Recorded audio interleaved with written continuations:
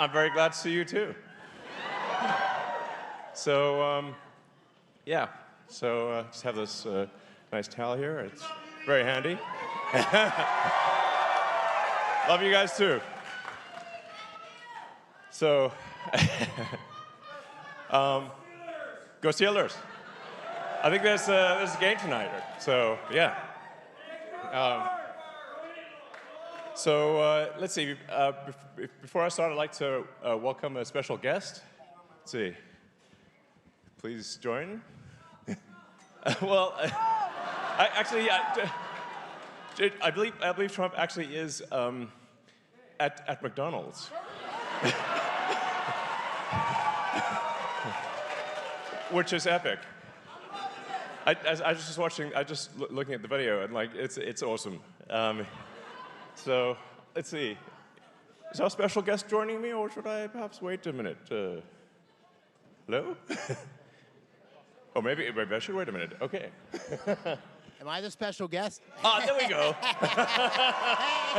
right. Welcome. Good to see you, Elon. Thank you. I was thinking, who the hell's the special guest? Yeah. So. Thanks for the towel. Absolutely. Yeah. So we don't just need to win the presidency, we also need to win the Senate. So perhaps to... Yeah, thank you. Yeah. All right, well, thank you, Elon Musk. Let's give him a hand. Let's do the terrible towel.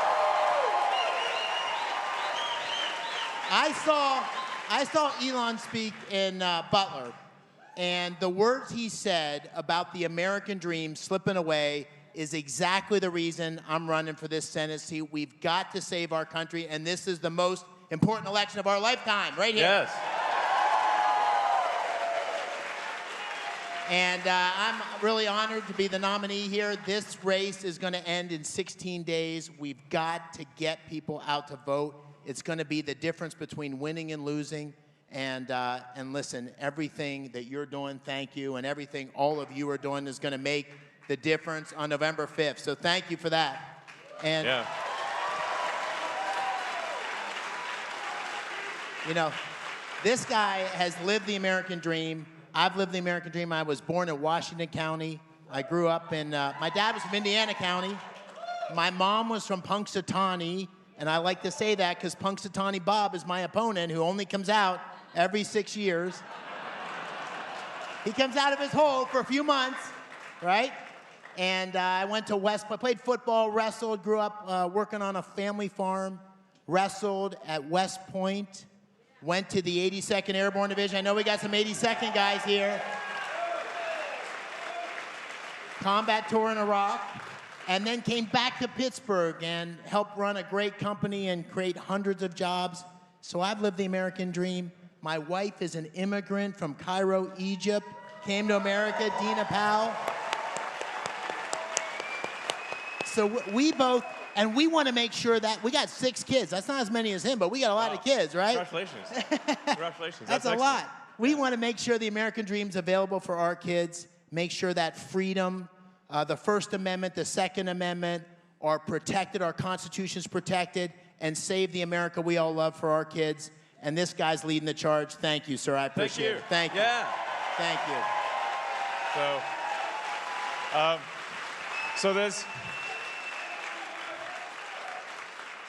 It's absolutely essential that we win the Senate and the presidency in order to affect change. That's important, and to protect the Constitution, which is under attack by a lot of Democrats, which is shocking, actually. And frankly, it's sedition. And yet they sort of really openly advocate, overturning elements of the Constitution, especially the right to bear arms and freedom of speech.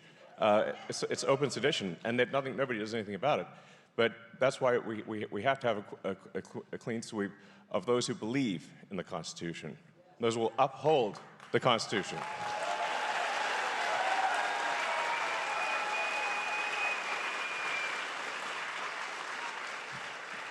And I was just looking at the data, and just in the greater Pittsburgh area, there are about 60,000 registered Republicans who have requested an absentee ballot and have not yet mailed it in. So So please definitely talk to friends, family, acquaintances, everyone you meet, and just get them to mail it in or put it in a Dropbox, and you can even hand it in person. So you can actually go in person tomorrow and hand in your ballot. So you can be super sure it gets there immediately. So if people don't want to mail it today or use a Dropbox, they can literally hand it in person tomorrow. Yeah, that's what I did. Great. Awesome. So, yeah, it would be a real tragedy if the ballots that people have are not actually submitted. Come on. Let's go. So, yeah. 60,000 unsubmitted people who've received the ballot, registered Republicans received the ballot, have not handed it in. Come on, guys. Do it. Anyway, yeah, so. We got to do it. Yes. Get people to vote. Okay. Am I done? Would you like to say anything more? Well, thing I'd like to say is that we need every one of you to not only put up signs, but tell 10 people and tell 10 people and get Republicans out to vote, get independents out to vote, get conservative Democrats out to vote, and save our country for our kids. Thank you very much. Thank you, Eli. Thanks for what you're doing. Thank you. All right. Woo.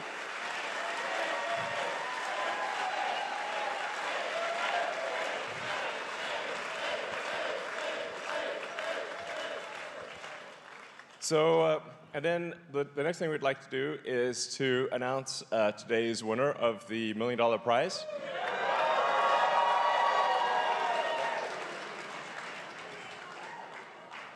So, it's Christine Fischel. Would you like to come up?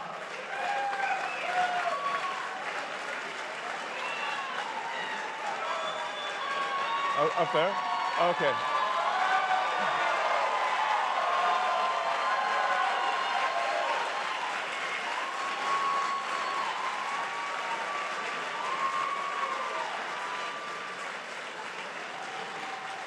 So, as you may know,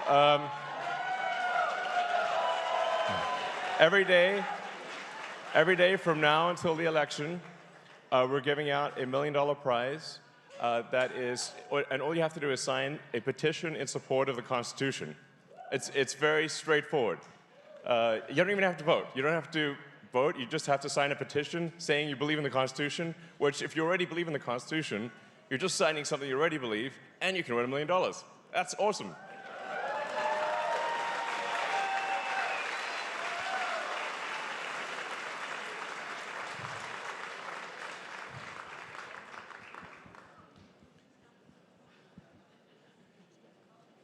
I guess this seat was kind of far away from the stage. So.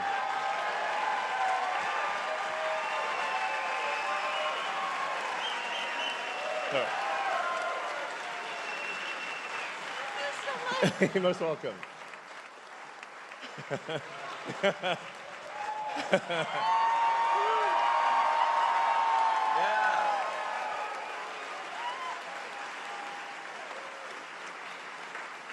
So, congratulations. Thank you so much.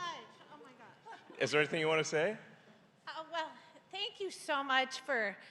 I truly believe everything you're doing. Yeah. Truly, you don't need to be doing it. I know a lot of us feel the same way.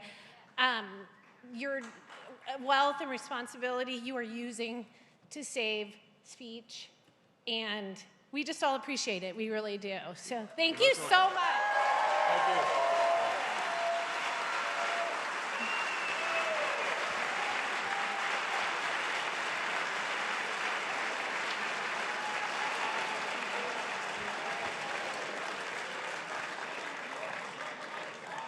So, let's see. Good times. I always get fired up with the incredible energy from you, and you know, yeah, yeah. I mean, this kind of energy lights a fire in my soul. Honestly, it's just great. It's like really fantastic. So. Let's see. Yeah. You know, some of the things I'll say I've said before because it's important to say them a few times, just to make sure people get the message, and for people out there that maybe are seeing one of these talks for the first time and maybe didn't see the other talks. So forgive me if some of the things I say are repetitive, but for people out there, a lot of them haven't heard these things at all. Most important is that the registration deadline in Pennsylvania ends at midnight tomorrow. So after that point, people cannot register to vote. So more than anything, it's register, register, register. Only have until midnight tomorrow. So definitely hound friends, family, acquaintances, people on the street, everyone you meet, to just to register. We've got to register.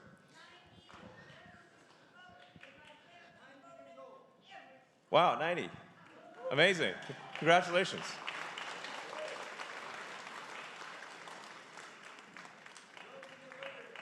That's great. I hope I live to 90. You know, based on some of the damn hate I'm getting, I might not.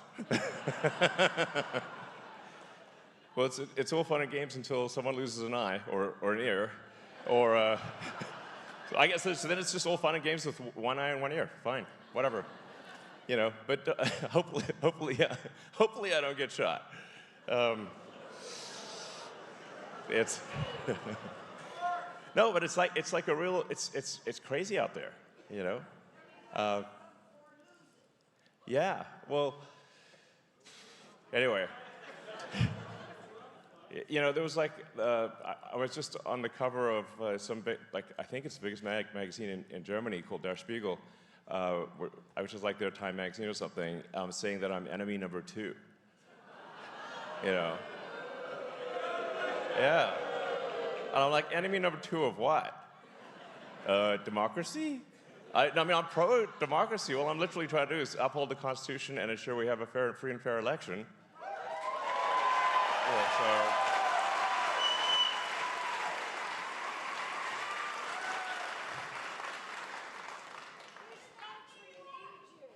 Yeah, I know. You know, I'm definitely upgrading my security. You know, it's like. So, guess I better cancel that open car parade. Just kidding.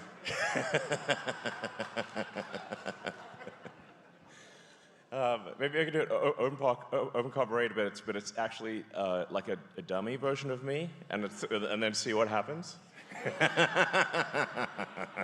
It's just like an inflatable version or something. I don't know, it'd be quite funny. Just troll them. No, but I have to admit, sometimes I'm a little shook by some of the things that I see. You know, like the level of vitriolic hatred on the left, which is supposed to be tolerant. They claim they're tolerant, and yet they're incredibly intolerant, and spewing hate. And you know, whereas on the right, I see people sort of tend to regard people on the left as, well, misguided, but you know, you don't hate them. They're just mistaken. They're misguided. But the amount of hate coming from the left is like, wow, next level. Yeah, there's some evil stuff out there. So, you know, I think we should embrace a diversity of views, and we should have reasonable arguments, and we should have debates, and they should be. That's the essence of free speech: is that ideas survive, you know, when they're competing ideas in the marketplace of ideas. You know, if somebody says something that's incorrect, then that can be corrected. That's what happens on the X platform. People will say something, then others will add context to it, or they will correct it, or there'll be a community note. And this applies equally to the left and right. You know, there's no thumb on the scale like there used to be. And it's, you know, there's no voice on the left that's been silenced, unlike in the past where many voices on the right were silenced. But they just don't seem to like the idea that people on the right can say what they want to say within the bounds of the law, which is startling. I mean, the reason for this petition in support of the Constitution is because the Constitution really is under attack. One prominent Democrat after another has been saying that freedom of speech, the First Amendment, is a bad thing. Yeah, John Kerry literally said that. Tim Walz. And Tim Walz. Yeah, and Hillary. Yeah, exactly. It's like a long list. They're not like, you know, mid-level people it's like the top people in the Democrat Party are saying the First Amendment's an obstacle, and then they will refer to it, you know, they use the word disinformation. Like, it's a pretty good indication that if someone's using the word disinformation a lot, they are the ones creating the disinformation. So,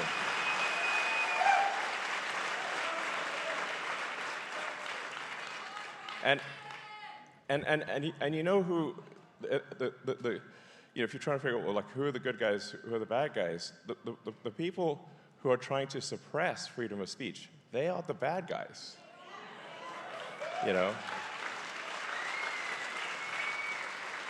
So, but it's actually astonishing that we're even in this position in 2024 in America. It's hard to even believe that this is real, you know?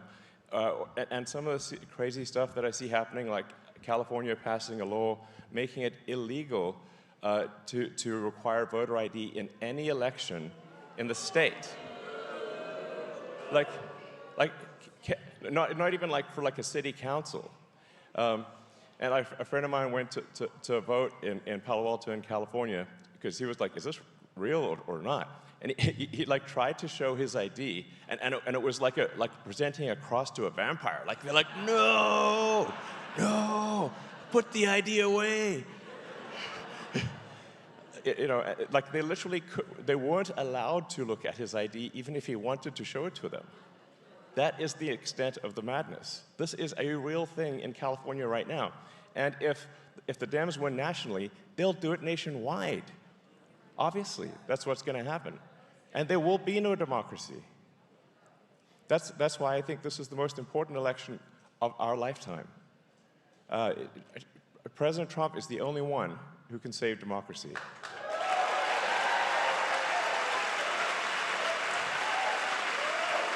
So, yeah.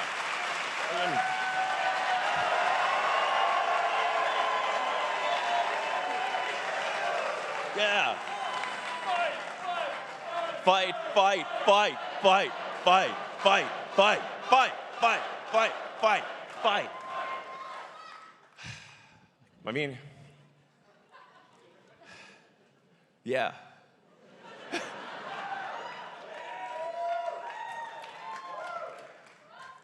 I'm still blown away that that a bunch of this stuff is even real, you know, like, and every week that goes by, something crazier happens.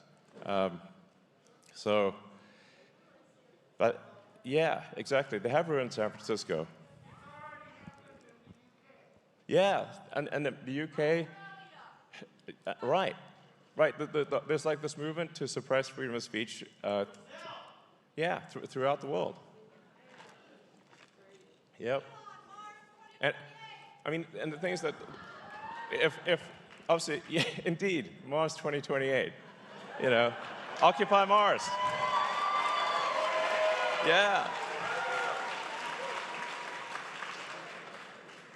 So, yeah, exactly. We want to do exciting, inspiring things that make you look forward to the future. You know, like sending people back to the moon, sending people to Mars, exploring the solar system. You know, if you think of like, if you ask probably anyone in the world, what was the most inspiring thing that humanity's ever done? I bet a lot of people would say, we went to the moon, you know? And yeah, well, but the fact that, you know, us humans, you know, with all our issues and challenges, we're able to go to the moon. And even though it was only a handful of people that went to the moon, in a sense, we all went there. We went there sort of with them. We had that experience. Well, I was admittedly 1 year old, but I saw the videos. And it was incredibly inspiring that is something that humans could do. But we want to do more than that in the future. We don't want that to be the best we ever did. We don't want that to be our high watermark. We want to go beyond. And we want to have, like I said, a permanent moon-based alpha and a city on Mars and you know, I think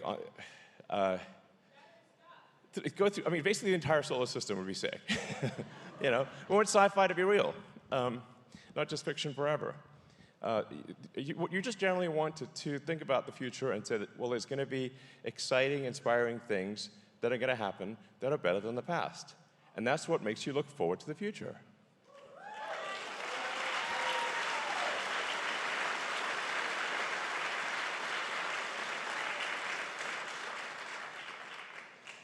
So, you know, just, you know, to sort of reiterate some of the key principles of what, you know, a Trump, I mean, obviously I think you guys know, but for people out there who may be listening, and especially for independent sort of swing voters who are maybe deciding which way to go, you know, I think with the Trump presidency, we're going to get secure borders, we're going to get safe cities, we're going to get sensible spending, we're going to get deregulation, so we have sensible regulation, and we can unlock the power of the giant that is America. And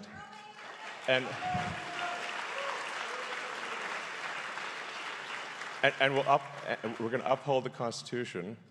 We're going to strengthen freedom of speech, right to bear arms, and the freedoms that people treasure, and reduce the burden that the federal government places upon the states and the people within the states.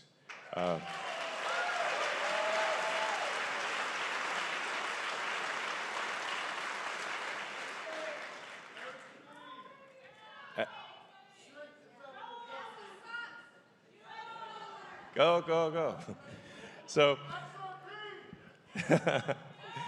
So, yeah, the Department of Government Efficiency is going to be great.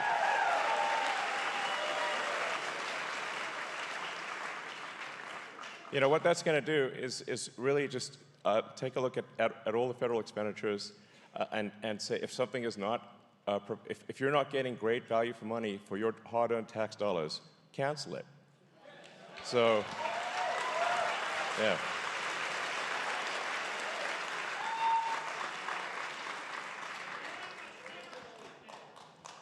And I would regard this as, I would like to say it's a hard job, but actually it's not because there's so much waste. So I actually think this is a fairly easy job, although it will get a lot of opposition naturally from the entrenched interests that get the money and do nothing, you know, nothing good with it. They'll be grumpy about it. But the American people will be very happy that their tax dollars are being spent in a much more sensible way.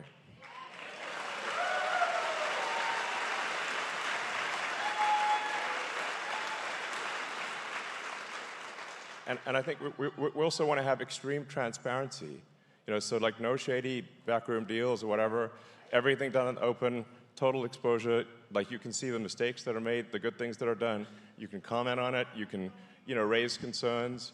We want a transparent, open government, and, you know, because there will be mistakes that are made, but you want to, if there's with transparency comes trust. You know, and then you can see, oh, okay, we made a mistake, we'll fix that, we'll do that, you know, and then you know.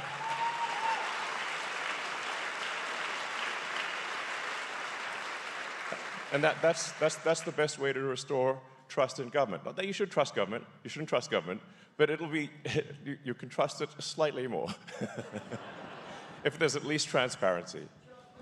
So those are all the things that I think we get with Trump. On the other hand, you know, with the sort of the dem machine, you know, there's like almost no point in attacking Kamala personally because she's just a puppet of the machine. But if the dem machine takes over and has another 4 years, we'll obviously see wide open borders. We'll see our cities get less safe. We'll see extreme spending. and inflation. We'll see the freedom of speech get taken away or severely undermined. We'll see the Second Amendment, right to bear arms, severely undermined. They've said they're going to do this. This is not like a secret agenda. This is what they say in public. So, you know, just believe them when they say it. And I think, well, yeah. So, and I think there's another significant danger, which I think which you consider is that there's a massive increase in the number of illegals that are being put in swing states. If you look at the actual numbers, look at the government data. So this is government data reported from a Democratic administration, and you see triple-digit increases over the past 3 years in the number of illegals in swing states. Now, the goal will then be to, over the next 4 years, to legalize all of those illegals. And when you have elections that are sometimes decided by 10 or 20,000 votes, and then you sort of put 200,000 illegals and legalize them in that same swing state, now you've got a 200,000 vote advantage. And every swing state will be blue, and America will be a one-party state forever, just like California. And that would be a nightmare. Democracy, gone. That's what I think will happen with the Kamala presidency. Mark my words. And this is why people wonder why am I politically active? Because I'm a technologist. I build rockets and cars and stuff. So what am I doing in politics? It's not. I don't want to be in politics. I want to be clear. That is not my preference. I just like building stuff. I like building products that people love, and I derive joy from seeing people enjoy the products that my companies make.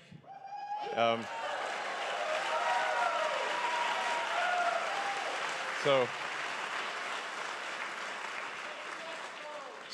I like making products people love, and that's what I normally like doing, and I actually don't like politics at all. I hate politics. but the stakes are so high here that I have had no choice but to take a stand. So it's not something I want to do, and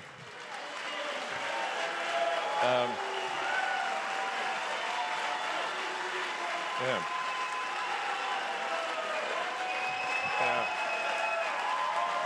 Yeah.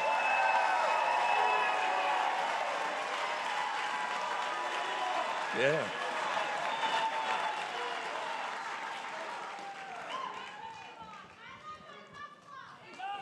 Thank you. Yeah, sweet. Yeah, anyway, so dramatically increasing my risk of being assassinated and engaging in politics are not what I want to do. I do not have a death wish. But the stakes are so high that I feel I have no choice but to do it, and that's the reason. So.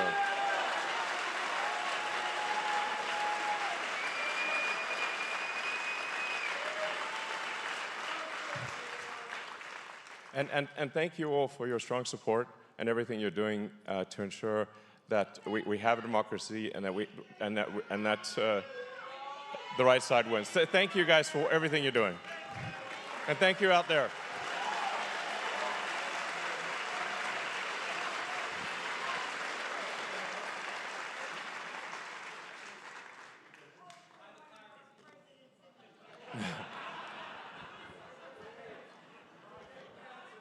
So, yeah, I mean, to everyone out there,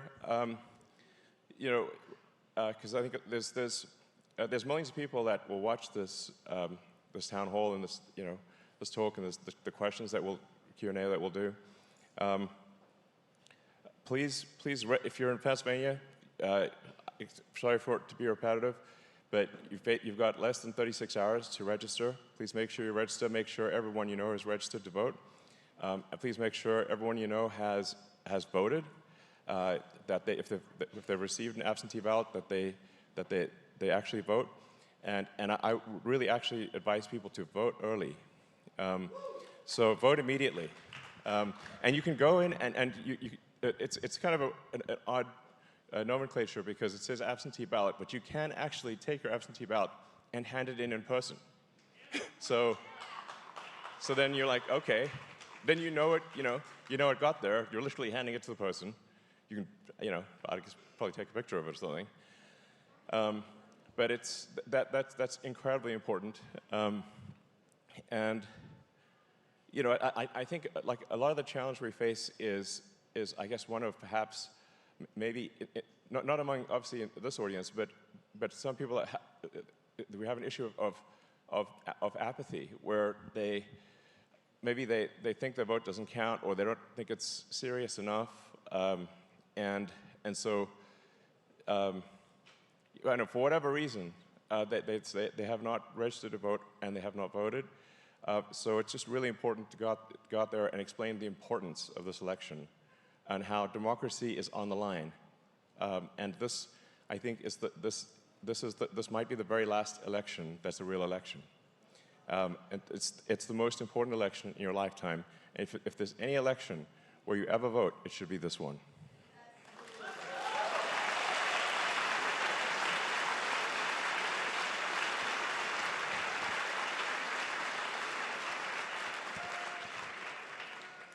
So, yeah. So let's, maybe we can go to Q&A.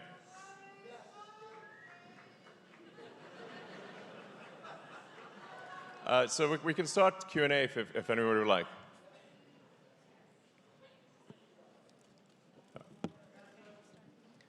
You have to line up, unfortunately. Okay. Okay. Yeah, First and Second Amendment. That's what our petition is about.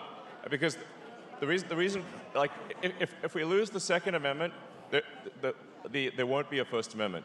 The Second Amendment is there to make sure the First Amendment stays strong. Sir?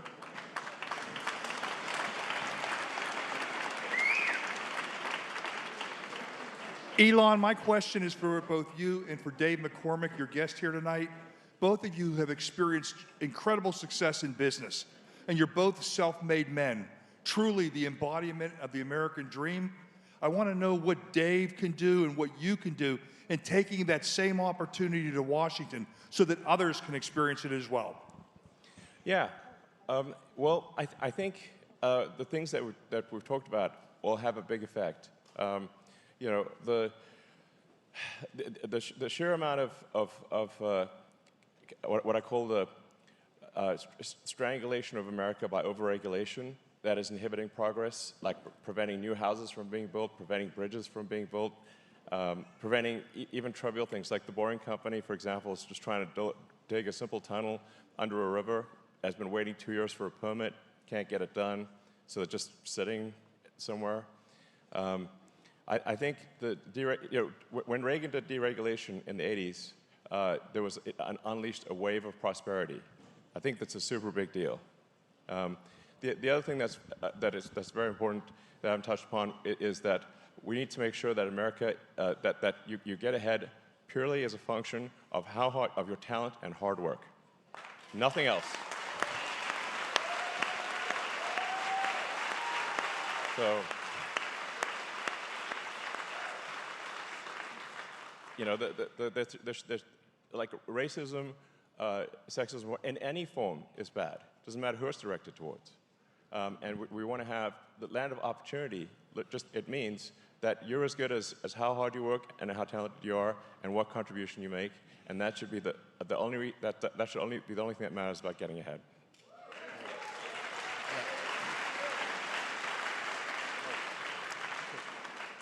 I just want to know if you are considering running in 2028. Well, there'd have to be a constitutional amendment for that. My grandfather was American, actually, but I was born, oddly enough, in Africa, which is a strange spawn point. But it's like, so I cannot be president. But it's not. I actually don't want to be president. so to be clear, I want to build rockets and cars, and you know. So I'm super literal. And in fact, you can look at talks that I gave like 20 years ago, and I say the same thing. So it's not like I'm just. I believe we want to be a spacefaring civilization and out there among the stars, and we need to, have great rocket technology for that. I believe in electric cars and automation and, self-driving and robotics and the space-based internet. So I just love creating technologies that people find useful, and that's what I want to do with my time. So I'm hoping that. We get President Trump elected, and then I'll work hard on the Department of Government Efficiency, and then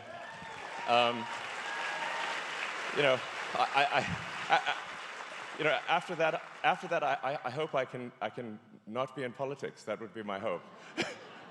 So like I said, I'm doing this because I think it's critical to the future of the country. And if America falls, nothing else matters. We're not getting to Mars or anything. And I've talked to a lot of people, like leaders in business and technology, because I was like, guys, you should really, you need to go out there and fight hard, because if America falls, your company's going to fall with it. So why not?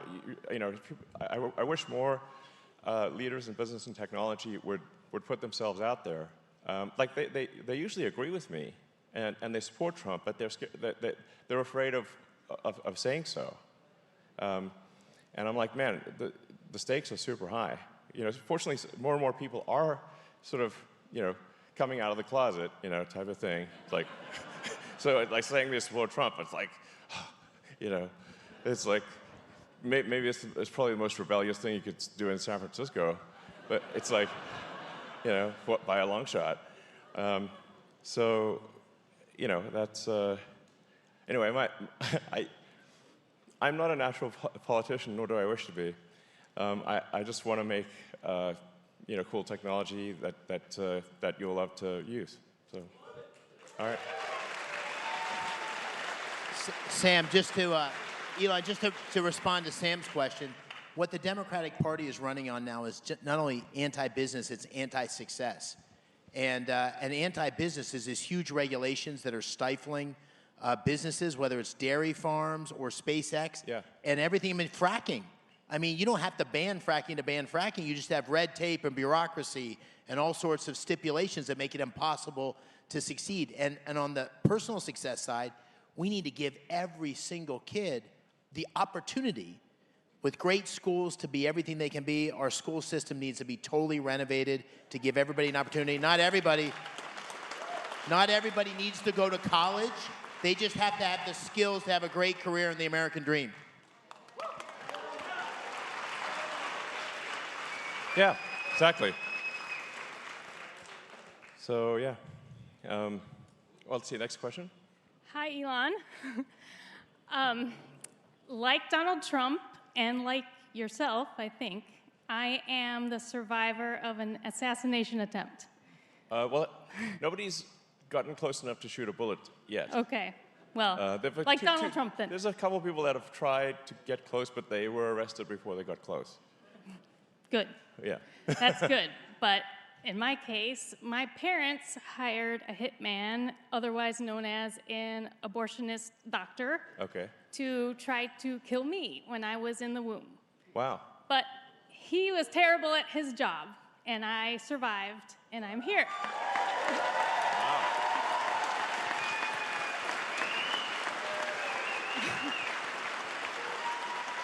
Thank you. Well, I'm glad you're here. Thank you. But, so needless to say, I'm very pro-life. Yes. But even without that, I would be pro-life, not even based on religious reasons, but just the moral and rational, logical reasons. And I know that you're a rational person, and you are pro-humanity. Yes. And I love humanity. I do. I'm just wondering if you would ever consider publicly supporting the pro-life movement. Yeah, I mean, so obviously this is a contentious topic, if there ever was one. It is perhaps the most contentious topic. And to be clear out there, President Trump has been clear that he will veto a national abortion ban. He has said that because the Democrats have said that he will apply a national abortion ban, and that is causing a lot of sort of independent voters to actually not vote for Trump because they think that he will implement a national abortion ban. He has been very clear that he thinks it's a states' rights issue, and he will veto a national abortion ban.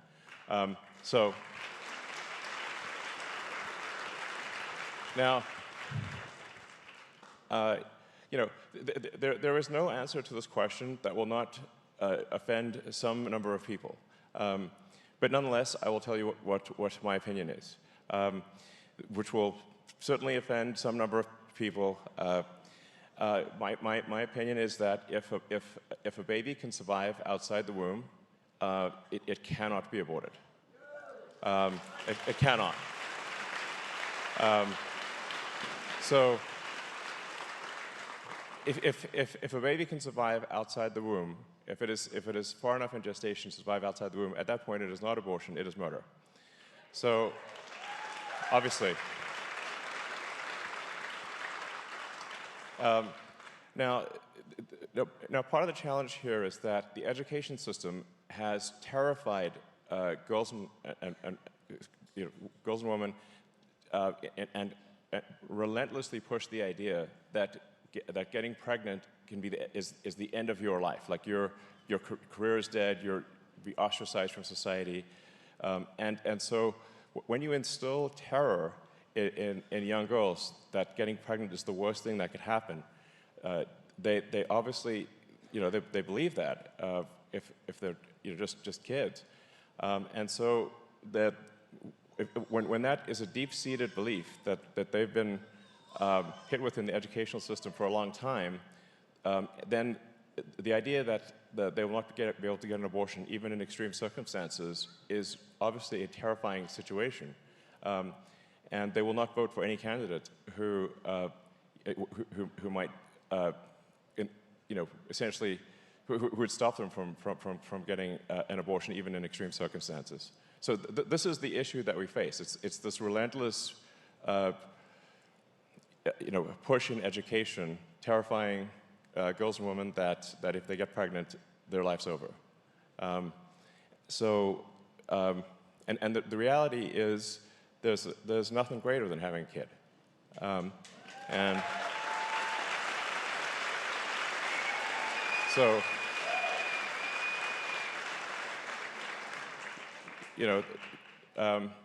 I get more joy in my life from my kids than anything else, and that's generally true of all humans. In fact, if that is how we evolved. It is a very natural thing that you will love your children. So in fact, having a child will make you happier than anything else in your life ever.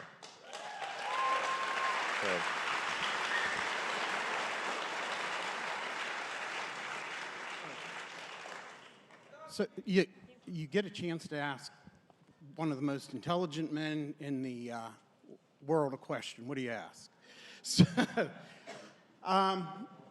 what are your thoughts on clean energy as far as nuclear energy, nuclear power? Sure. Seems to be the cleanest, or one of the cleanest that we have. Yeah. And there's talk about developing miniature reactors. Do you think that's where we should focus our tax dollars on for the future? Well, I am very much pro-nuclear.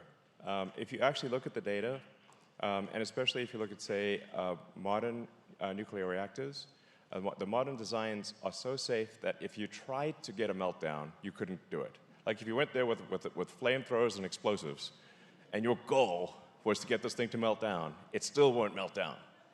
That's how good modern nuclear reactors are. So they're not dangerous.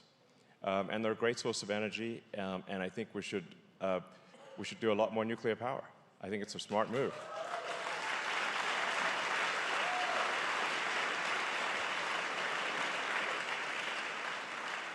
You know, when in Japan, when they had the tsunami and they had the Fukushima reactor was taken out, I had people in California asking me if they should be worried about the radiation coming from Japan. I'm like, definitely not. That's insane. And so, actually, to support the people of Japan, because people were scared to even travel to Japan, didn't just go to Japan. I went to Fukushima itself and ate locally grown vegetables on TV. And amazing, I'm still alive.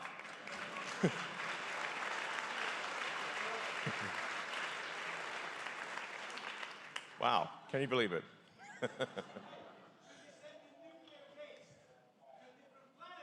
No, we don't need to send the nuclear waste to a different planet.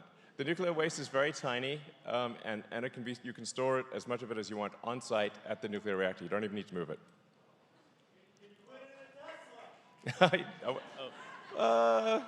You'll tell me when? Not yet. So, anyway, I just said we should be less scared of nuclear stuff, and it doesn't take long to just. I mean, if you just read like even Wikipedia level stuff, it's going to make it clear that it's not as scary. It's not a scary thing. Now, if to sort of maybe sort of wax scientific philosophically, scientifically, the real massive energy source in our solar system overwhelmingly is the sun. So the sun converts roughly 4.5 million tons of mass to energy every second, and it's very reliable and requires no maintenance and no servicing. It's pretty great. No service for like all that energy. So long term, by far, the most amount of energy we'll get is from the sun. The solar energy exceeds all other energy by a factor of 1 trillion, like literally, not an exaggeration. So, yeah.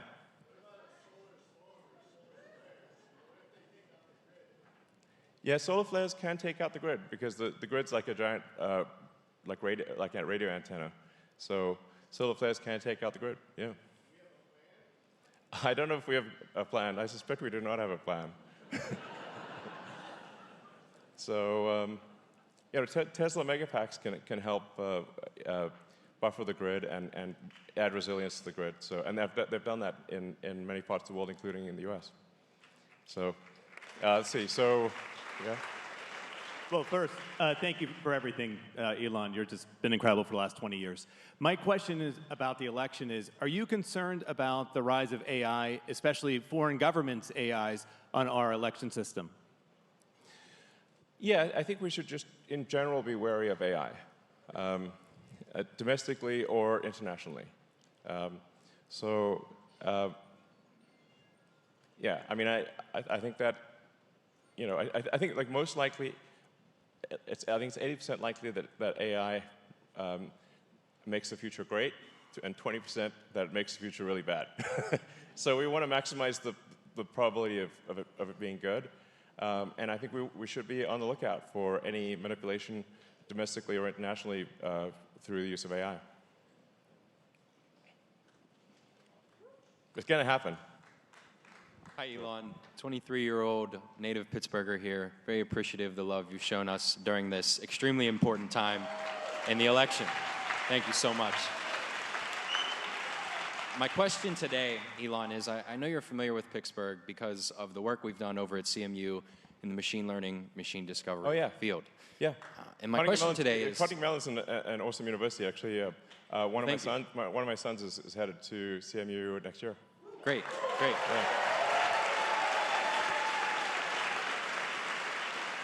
My question today, Elon, is in regards to the rumored government efficiency role that you and Trump have spoke about. How can you use this role to work AI in the right direction for all people, not just people like myself who work in the field, but for everyone. I think for young voters like myself, it's something that concerns us as we look forward. So how, as you get more entrenched in public policy, can you help us there? Well, I'll answer that, but I would actually like to hear what do you think I should do? My I mean, thoughts. I'd like to hear. Like, you know, Absolutely. I'm looking for feedback here. Is what I'm saying. Yeah. Oh, congratulations! Awesome. Awesome. Yeah, great school. My thoughts are that So it's probably the best robotics college in the world. So it's a shaky road forward, and I agree with you. I think 20% could be bad, and 20% could be phenomenal. And I think for Pittsburgh, I speak for Pittsburgh here. It is a city that is moving away from steel and into technology. And with people like yourself, if we can improve that sector here, I think we can improve life here for everyone. And if we can improve life in Pittsburgh, we can use AI and those technologies to improve life for people everywhere. And I think it's through a lack of regulation, as opposed to what they're doing in the EU right now, attacking people. And I just was curious on your thoughts. yeah. Well, I think we are going to see a massive massive increase in the number of robots. And you know, recently Tesla unveiled the latest Optimus robot, and I think that's going to be really cool. I mean, we want to give everyone their own personal C-3PO R2-D2. You know, and like, who wouldn't want that? That'd be awesome. You know, and even better than that. So I think that's really going to be. Yeah, and well, yeah, privacy concerns are significant. Anyway, but one of the things I want to be clear is that I am looking for feedback. So it's not like I'm just going open loop here and doing whatever I want to do. I'm like, I kind of want to know what do the people want, and you know, and what should we do, and then do it. You know, so it's as opposed to me just deciding on my own, like you know, so. Yeah. Elon, you're clearly a great American pioneer, and we all in Pittsburgh want to welcome you and thank you for coming. Thank you for taking my question. Well, it's an honor to be here. This is really the cradle of pioneers in the history of America. People here from George Washington as a surveyor to Lewis and Clark, who pushed their Pittsburgh-made boat into the Ohio and explored the West, to so many industries being born. Radio, the movies, the first refinery for oil, the Pittsburgh coal seams, the biggest in the world, the nuclear energy you mentioned, Westinghouse and Tesla creating alternating current out at Rockwell Park, the philanthropic industry. Pittsburgh outproduced Germany and Japan in steel together during World War II. Yeah. A group of us are starting a movement here, we're calling it Pittsburgh Tomorrow, in which we're trying to rekindle that pioneering spirit. Clearly, your son is involved. You mentioned you might want to invest. We believe that not only can we turn around the malaise in America and help make Pittsburgh resurgent, but also by making this a place where people can conceive of a new reality and make it happen, that can provide the same kind of example that you're striving for. So I just want to thank you for being here, and we want to welcome and invite you to invest in our city as we make it the best place to live in the world. Sounds good. Well, I mean, given that my son will be attending college here next year, I'm going to be in Pittsburgh a lot, so. Yeah. Woo! Yeah.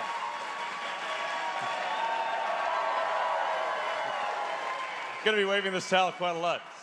Good exercise. Loosens you up. Hi, I'm here tonight as a sex trafficking survivor.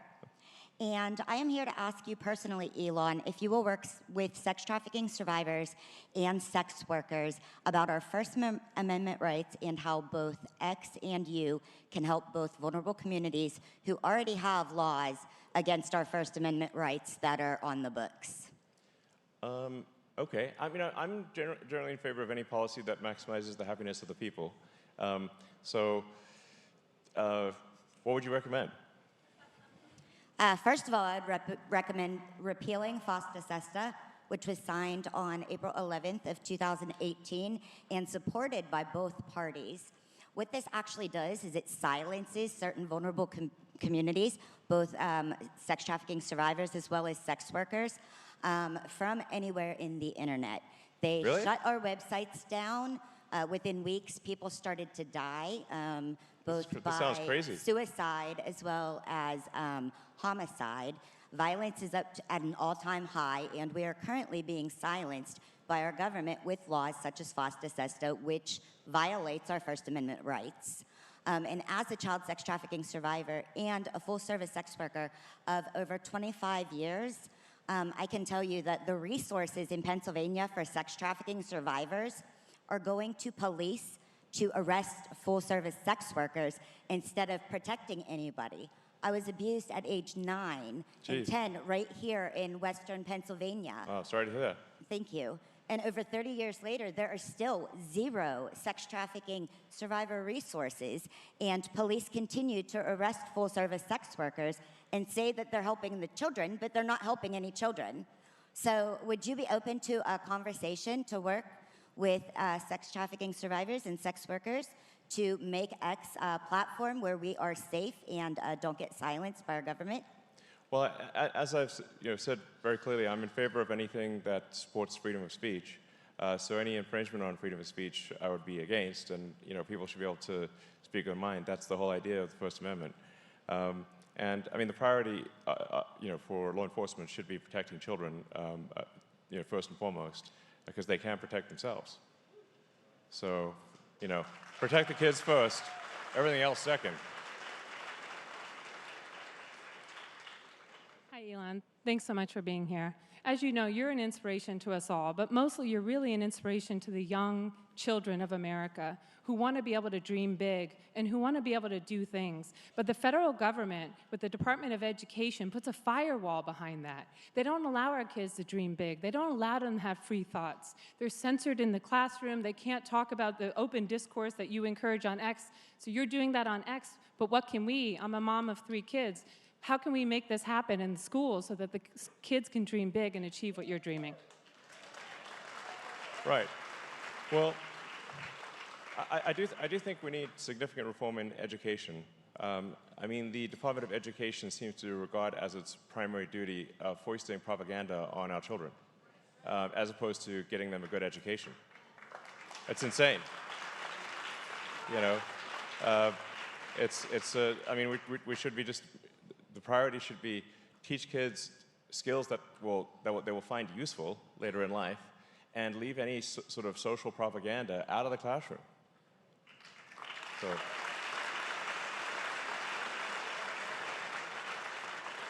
Okay, I got a foreign policy type question for you. So in Israel, they have free healthcare, they have free college. We don't have it in this country yet. Every year we send them $3.8 billion. Last year, in addition to the $3.8 billion, we sent them another $14.3 billion. So why should we as taxpayers keep funding that lifestyle in Israel? And second question real quick, we also have our politicians bought and paid for by AIPAC because AIPAC sends back the money we send them into the tune of $100 million. How can you fix that for us? Well, I think we need to take a look at all federal expenditures and say, all federal expenditures and say, is this really benefiting the American people or is it not? And if it is, well, are we spending it wisely? Well, usually the answer is no. So then we should spend less money and spend it efficiently. But there's got to be a clear benefit to the American people or we shouldn't be spending money. So.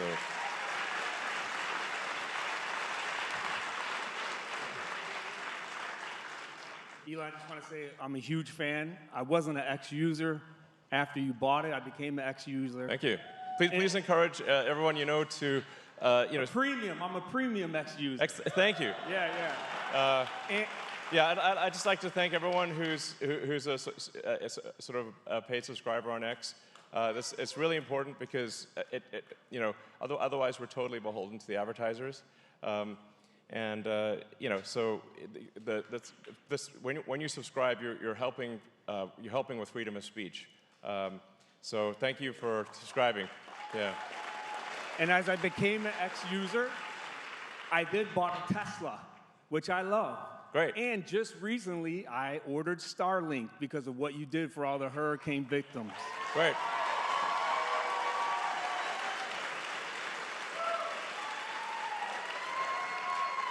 Elon, my son and I are huge fans, so my son is in the line over there. He literally, every single word you speak, he takes to heart. He got married at age 17. Wow. And he has 2 children, and his goal is to have more children than you, Elon. That is a great goal. Awesome. Honestly, like the birth rate issue is a massive problem. Yeah. So I mean, that is great. Like, we need people. Yes. It's like, if you don't make new humans, there's no humanity. It's like, they don't come from nowhere. Yeah, you gotta make them, and it's really hard to make kids. Yes. It takes a long time for them to grow up, and there's a lot of diapers involved. Awesome. But kids are the most wonderful thing that you'll ever have in your life, and you know, I would say start early. So I'm glad to hear your son's doing that. So we will keep supporting Elon. The quote that comes to me thinking of you is, the only thing necessary for triumph of evil is for good men to do nothing. Right. And what you've done the last 2 years is stood up and spoke, and now evil is getting tamped down, and we appreciate your courageous leadership in doing Thank you. Thank you, sir.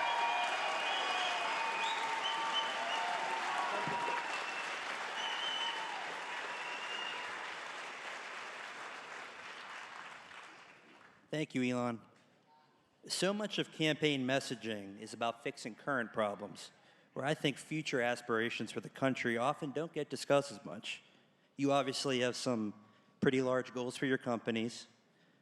So with years of good leadership and common sense policies implemented under a Trump presidency, describe your utopia America and describe the long-term achievements that you believe can be possible. Thank you. Sure. Well, first of all, I should say that I think America is great. So, and I think we want to make sure that the fundamental elements that have made America great remain in place. You know, and those fundamental elements are freedom and opportunity. So maximizing individual freedom, minimizing government interference, and making sure that you get ahead as a function of your hard work and talent, and that's the only thing. If we have those fundamental things, and we you know, then the Constitution stands strong, America will get greater and greater. So that's really important. But to your point, like, we have to have a combination. We have to do both things. We have to, you know, solve the problems that we face, but we must also have exciting, inspiring goals. Because life can't just be about solving one miserable problem after another. I mean, that's like, it's hard to get fired up about, okay, we've got another problem to solve. There's got to be things that you're excited about in the future, that move your heart. You know, you're like, wow, I can't wait to see that happen, you know?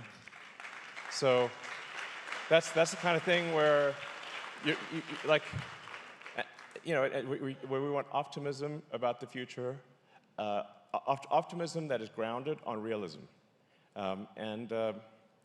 So, you know, I think, you know, grand projects, you know, revolutionizing the transport, you know, I mean, obviously I've got some ideas, and probably other people have ideas too. You know, I think it's possible, although I'm not really involved in medicine outside of Neuralink, I think it's possible for us to have a revolution in medicine. You know,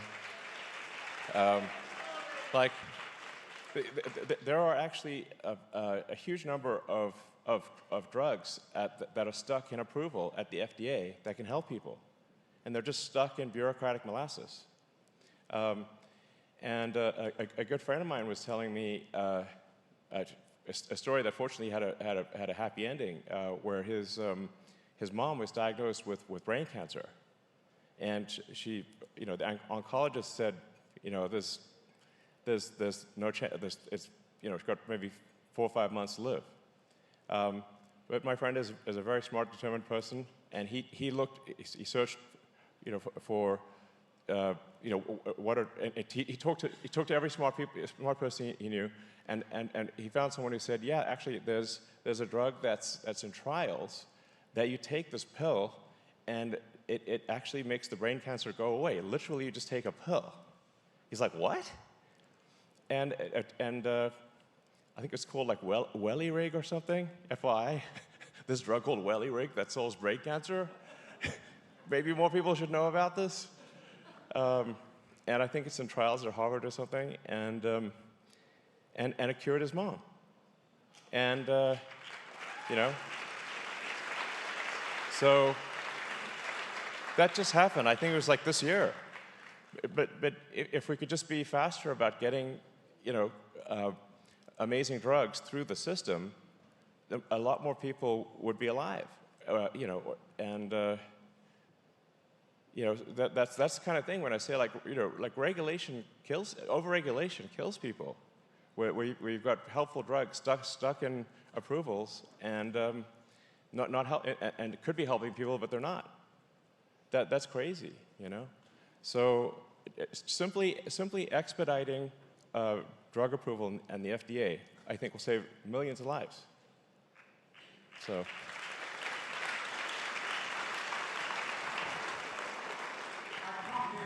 From Charlotte, Pennsylvania, the home of Pyrex. Pyrex is synonymous to quality. Corning Glass created Pyrex. Pyrex is in almost every kitchen in the world because the people love it. The product they love. And along with Pyrex, Corning created Gorilla Glass that's in almost every phone in this facility today. Sure. They built that on quality and excellence over centuries. Okay. You have created multiple companies on quality and excellence in just the last few decades. The key to that is you have it, and what is that? Can we bring that key to Washington? And one follow-up is our competition bought Pyrex, and they want to rip away the quality, and when the FTC proves antitrust, will you be our white knight? Well, I mean, to the degree that I'm influential in government, I will do my best to ensure that actions are taken that maximize the benefit to the American people. So I think probably yes. And look, I don't know how, at the end of the day, how much influence I'll have. But I'll do my best to be as helpful as possible. So. Hi, Elon. I just want to say thank you, like everybody else has too. With your amazement, involvement, and contributions in technology, do you have any projects or interest in developing kidneys for people like myself who suffer from hereditary diseases and kidney failure to help us get off of dialysis and move into a normal life? Well, I do not have any kidney programs myself, but there might be some companies out there that do. And just to get back to the regulation thing, it's if we can have sensible regulation and fast-track approvals of new technologies, then I think things like new kidneys and many other ailments can be available to the American public much faster and at a much lower cost. Because actually, a lot of people don't realize, like, a lot of the cost of developing these new medications and new cures, new devices is the massive regulatory burden that is placed upon companies. So I think we ought to expedite approvals, for new drugs, new devices, and new medical technology things. And then as long as companies very clearly describe the benefits and the risks, it should be up to the individual as to whether they want to use it.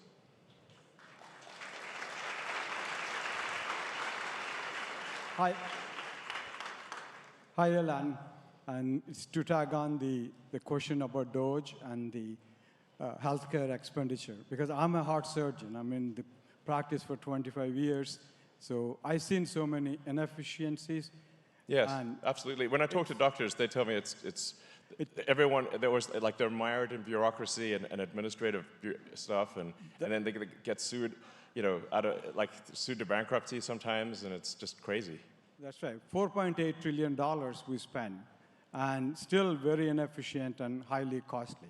So my question to you is, Pittsburgh, we have a very well-reputed 3 healthcare systems, UPMC, Allegheny, and WVU systems, to provide the domain knowledge. And we have a Carnegie Mellon for engineering talent. So we needed a third guy like you who can do the impossible things like bringing the astronaut from the International Space Station down, or catching a 250-ton rocket with 2 chopsticks, or build a 100,000 server farm in 19 days, which normally takes 4 years.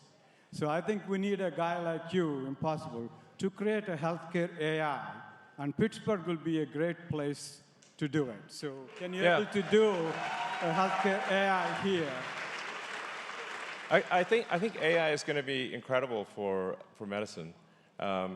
Actually, as it is for Grok right now, you can actually upload a PET scan and ask Grok to analyze the PET scan for you, and then you can compare that to what a doctor tells you and see what the difference is. Like you can literally upload your image to Grok, and it will analyze your MRI, your PET scan, whatever the case may be, and tell you what it thinks the probable issue is. And that's with Grok 2, and Grok 3 will be out in a few months, and it'll be 10 times better. So I think it could be really helpful to medical professionals and to individuals. So I think there's a lot of amazing potential. I think there's the potential for us to have an amazing, exciting future, but we just have to work hard to make that happen. And to circle back, I think essential to making that happen is electing President Trump. Indeed. Let's do that again.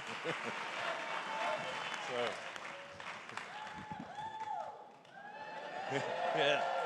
I mean, it's like my friggin' back still hurts. It's like, here's 2024, and I still have back pain. I'm sure a lot of people in the audience have back pain. It's just solving back pain, I think, would be a massive increase in people's happiness. Yes.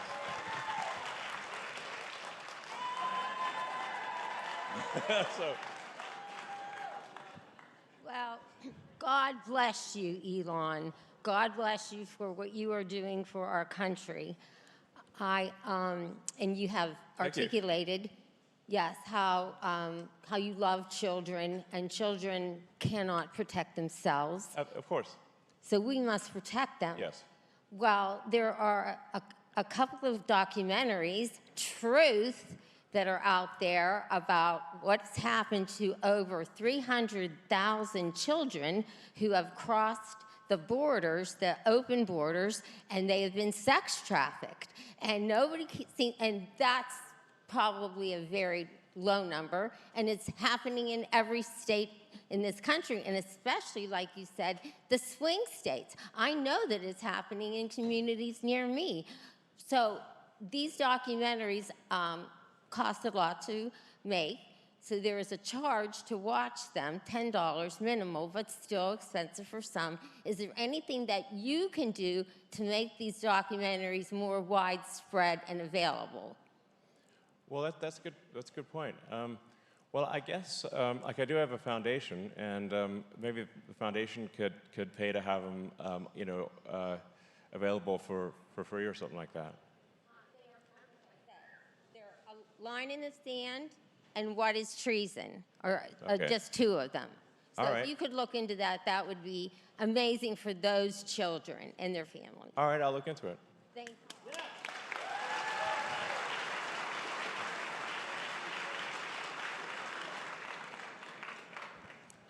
Hi, I love my Tesla. Thank you. And I admire your ability to define what your vision is and to work backwards and engineer solutions to successfully achieve solutions to those. And thank you for applying those to our Constitution and to help restore our representative republic. You're most welcome. My concern is the puppet masters that Indeed. are behind the scenes. And they, I call them global cabal dictatorship because they're connected and they have no intention of giving up that power. Yeah. They dogged Trump in his first term, and I anticipate them doing the same in the next. When he's elected, how can you help Trump remove their power and damper their influence this time around?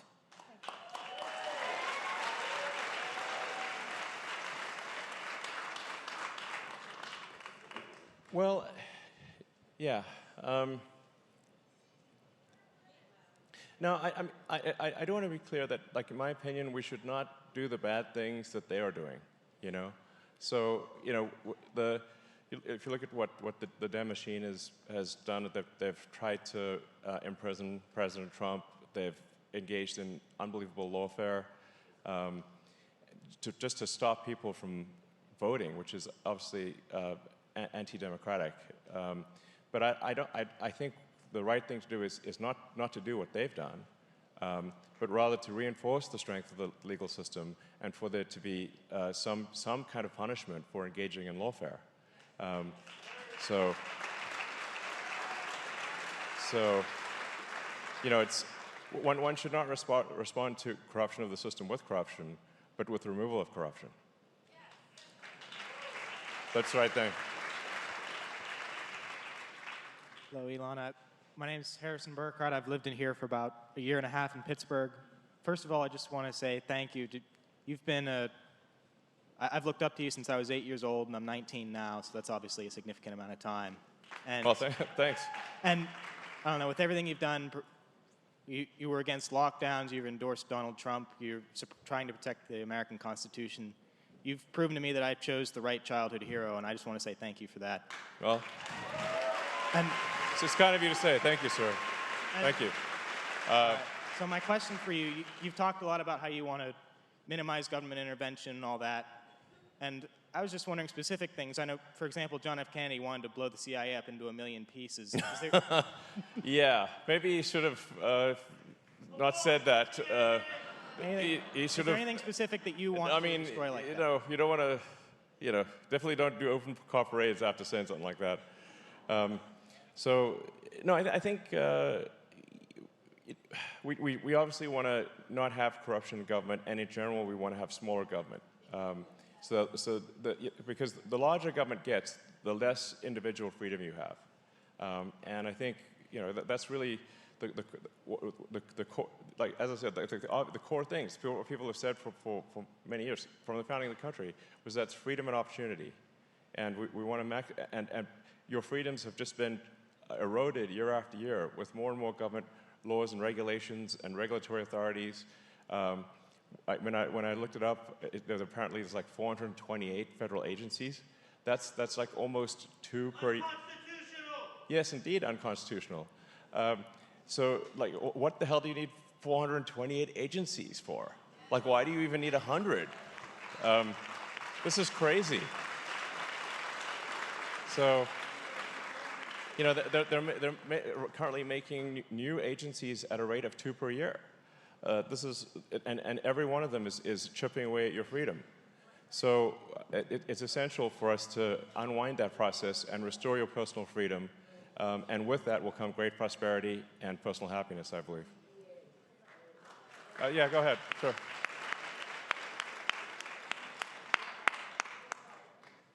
Well, I'm being told I can't ask you another one, but... Sorry, go ahead. All right.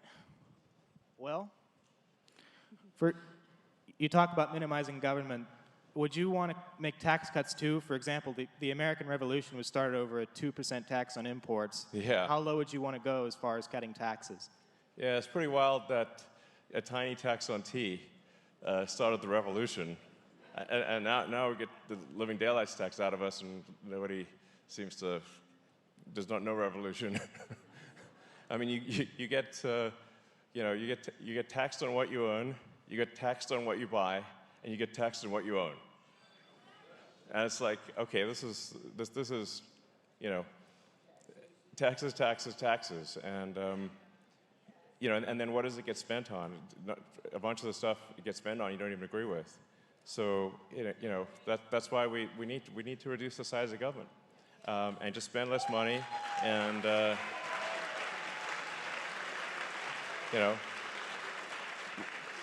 let the people keep a lot more of their hard-earned money. Yeah. So. Hi, Elon. My name is Denise, and I run Pennsylvania Women for Trump. We're Pennsylvania's largest grassroots group, and the best day of my life is when you bought Twitter. It was so freaking awesome. Thank you. Woo! And I do have a point to make. I do want to come work for you, and I know your best friends here, and I gave them all my information. But anyway, I would like to know if you have a solution to Big Pharma. As a mom of 3 kids with autism, I would like to know, what are we going to do about these people poisoning our children? Yeah. Well, I think transparency and accountability are very important. So now, but in my opinion of Big Pharma is that there's good and bad. It's not all bad, obviously. There are many life-saving drugs that are developed by the big pharma companies and small pharma companies, but there are also mistakes that they make. And so we just need to make sure that the system is actually helping the pharma companies bring life-saving cures to market faster, but also that there should be some punishment if they do bad things, just like for any company. And that's, I think it's, those are just basic common sense rules. So. My name is Madison. I'm 22 years old, and I just started my first position in industrial controlled cybersecurity. So like everyone else, I want to say thank you for the inspiration you've been in technology. It's been nice to look at you and what you're doing and see kind of the issues and some of the possibilities in that realm. But for political questions, because I'm assuming that's more appropriate for the venue. And to be clear, the kind of questions that are the best questions to ask are what do you think people out there would like to know the answer to, or if there's a comment or a question that you think maybe millions of people would like to know, that's what we're optimizing for here. Yeah. Okay, so on that note, I kind of want to go back to the robotics and AI technology developments. I think that regulating the technology itself is a vain effort, and you've obviously worked in the development a lot. Can you speak to kind of what you've seen about human-centric development? Because I think that might be the only thing that's going to protect us from things getting out of hand. Yeah, I'm not sure I totally understand the question, but I do think that any given technology that's developed, the goal of it should be to help humanity and to bring joy to people. And help people, so that's and I do, to be clear, I do think there is a role for regulators. Just like there is a role for referees in a sports game. Like every sports game has referees. Tonight's Steelers game got referees, and it's a better game for having referees. But you don't want to have so many refs on the field, that the running back can't even get through them. It's like I can't catch the ball because I have this 20 referees in my way. That's the situation we have in industry today. Is far too many refs on the field. Sometimes more refs than players. And if you saw that in a sports game, you're like, this is crazy. But I'm not. I want to be clear. I'm not saying no regulation. I'm just saying sensible regulation. You want the right number of referees in the field, but not any more than that. So, yeah.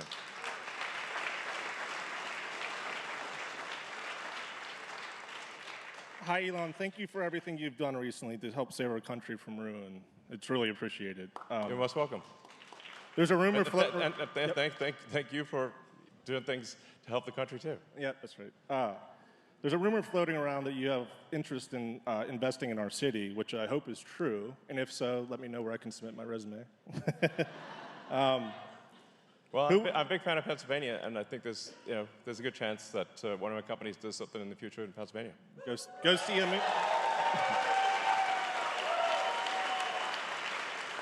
Who we vote for in our office will ultimately shape the future of our country. If that statement is true, the most important members of our society that we can think about when voting in elections would be our children and our grandchildren.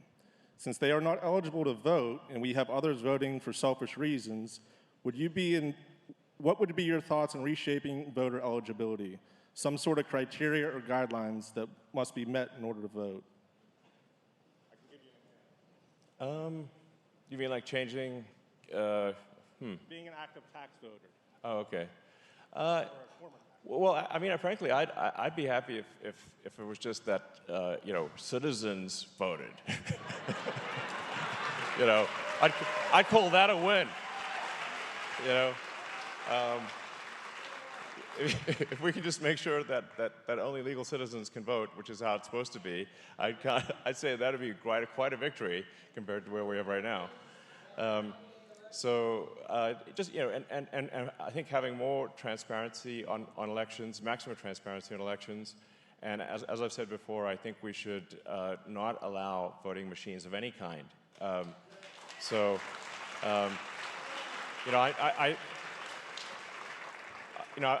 been programming computers since I was 9 years old, and I know how easy it is to get a line of software wrong or hack a computer.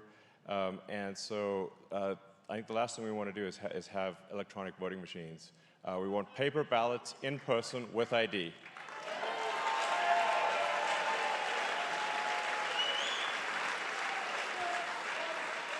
And actually, it's sort of in terms of a real AI danger that hopefully is not there this year, but will certainly be a danger in the future, is that advanced AI will be super good at hacking computers.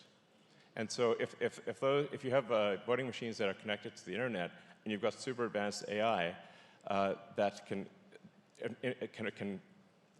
potentially affect those machines, I think that's very dangerous.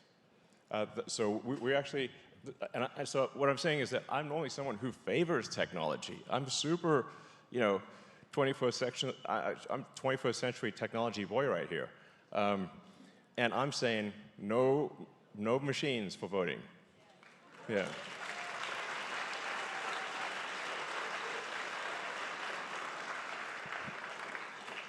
Hi, Elon. My name's Andy. I'm a technologist. I consider myself like you in that way.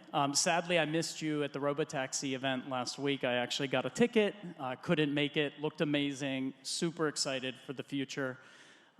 Thank you for being here. On to my question.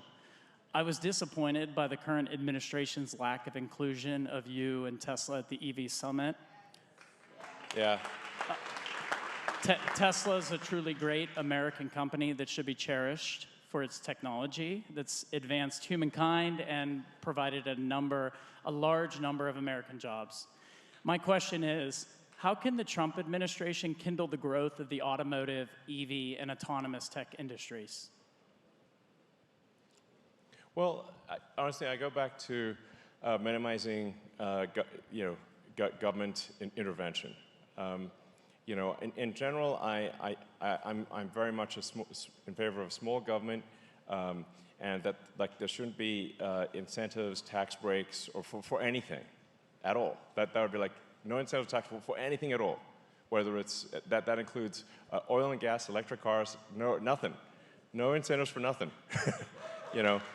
So, so the tax code is like, I mean, you could fill this room with the tax code. It's like so-called. I think only an AI could even understand the tax code. Maybe. I think we want to have a tax code you can actually read, both as a human. Instead of having it might be upwards of 1 million different tax breaks or tax loopholes or whatever. It's insane. So you know, like I said, I think we want minimal government action and maximum freedom for the people, and that is what leads to the highest level of prosperity. Yeah.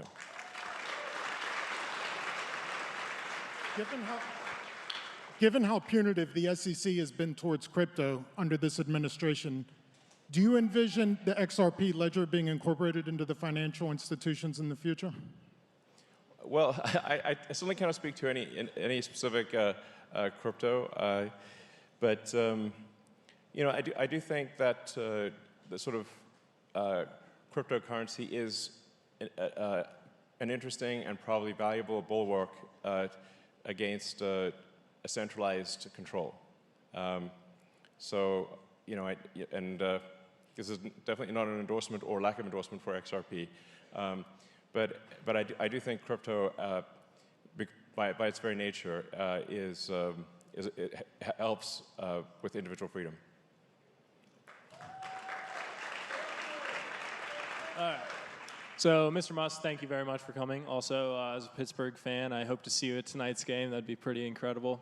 I actually would love to be there. I got to get back and see my kids. Speaking of kids. Okay. So yeah. My question, as well as I'm sure many millions of Americans, I'm a young entrepreneur and voter.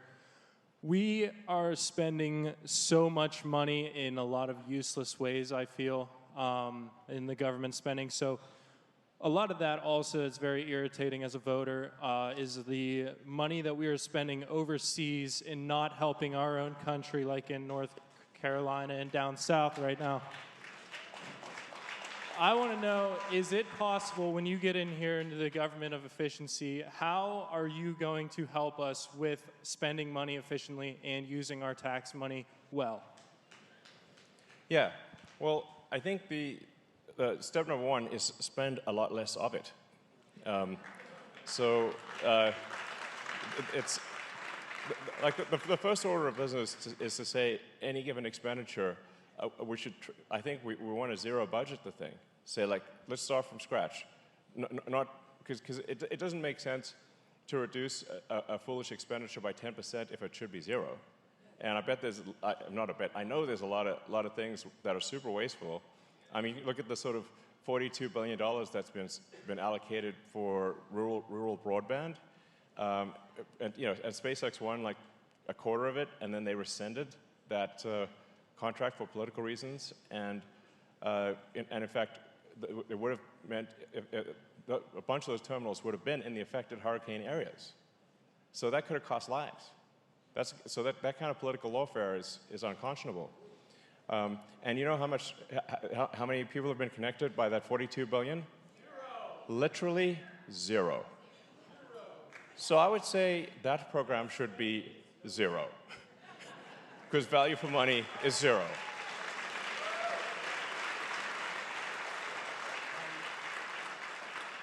Hi, Elon. I'm 20 years old, and instead of going to college, I decided to start my own business. Your innovativeness inspires me. What is a piece of advice you would have for someone like me or me to be as innovative as you are in business? Well, I didn't really set out to be innovative. You know, I think you want to set out with saying like, what's a useful product or service that you think people would like, and then try to make that thing real. And I think as long as you're you know, doing an honest day's work and, you know, providing useful products and services to people, I think you should be very proud of that. You know, I have a huge respect for anyone who puts in an honest day's work, you know, contributing to society. So that's what matters.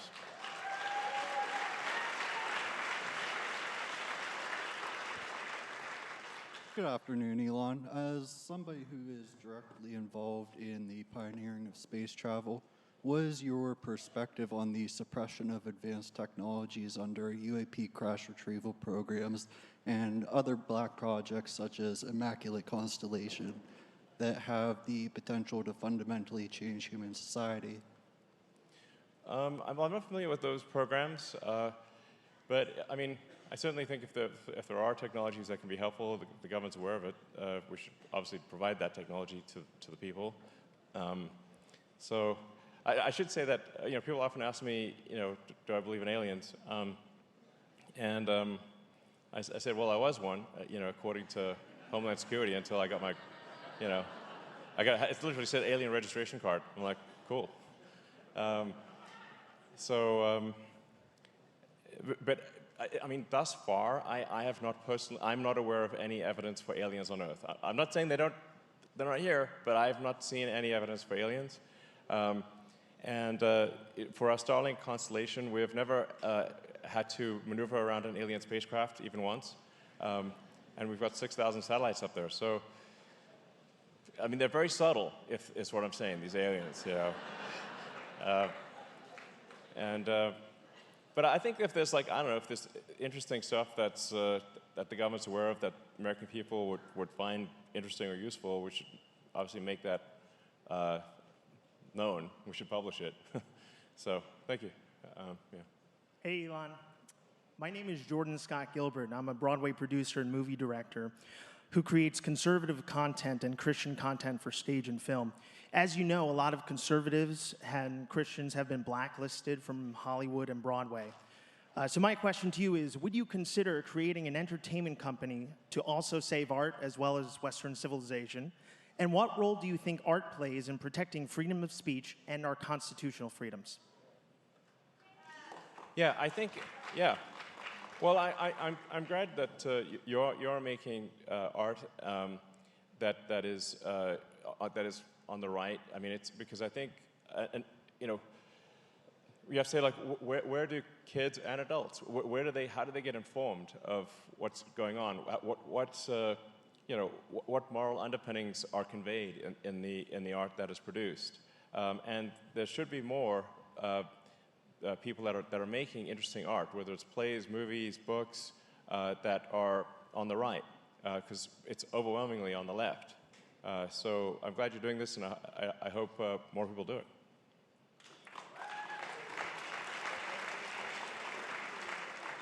I mean, I'd appreciate just art that's in the center, frankly. That'd be quite nice. It's like I enjoy playing video. People ask me what my hobbies are. It's like, well, I'm a technology nerd, so I like playing video games. And it's really annoying when the video game gets interrupted by some DEI woke bullshit. And I'm like, Jesus, I was playing a video game here. Can you just leave the video games alone? You don't want to do things that damage art. So it breaks you out of the story. So. Hi, Elon. My name is Nolan Duncan, and it's my goal to one day make our region proud by being just as successful and driven as you. One thing we do share, though, is the love and pride of our country. Anyway, I'm a small business owner, a recently sworn-in firefighter, all while having a full-time job, which I may not have after today. Really? Why not? I'm late. I'm 30 minutes late. oh, geez, okay. But I'm doing this because I love our country, and I love all of you who are fighting to make this country great again. So let's keep it up. Yes.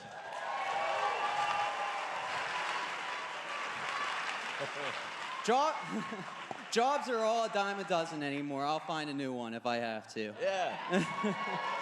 I think you'll be fine. I began this journey a year ago with the intent to become self-sufficient and take control of my destiny as an entrepreneur.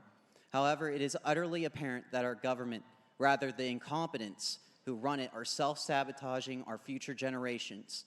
And at this point, it is imperative that we protect our republic with safer and transparent elections. This is rather... Oh, I'm sorry. Yeah, no, I absolutely, very much agree. Oh, it's good. This is a rather novel concept to many in this room. But for the future, and since you are actively involved in cryptocurrency... I'm not actively involved in crypto, to be clear. No? Okay. So, no, I mean, I'm actually not actively involved in crypto. Oh, no? Okay. Well, so Dogecoin, all I make Dogecoin jokes and stuff because I kind of like Dogecoin because it's got the best sense of humor and it has dogs and memes, and I love all those things. There you go. So anyway, what are your thoughts on implementing the blockchain for future elections? And also, as a content creator X has so much potential. Would you consider making X a dominant force against video and streaming platforms such as YouTube and Twitch to compete against these ridiculous policies that empower content creators to their fullest? Yeah, absolutely. We definitely want to have an X. Well, it does currently enable up to 4-hour videos, and we'll soon be offering 4K resolution, and we're continuing to improve our streaming capability for gamers that want to stream or anyone that wants to stream content. We've made a lot of progress, and hopefully we can offer an alternative.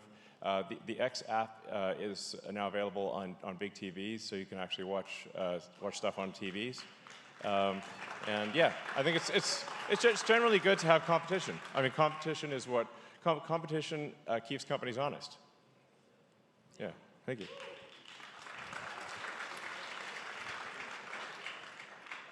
First off, I wanted to thank you for saving democracy and all your contributions to civilization. Thank you. My question is, I'm 24 years old. What key advice would you give to the younger generation wanting to start a family? I mean, my advice regarding starting a family is start immediately.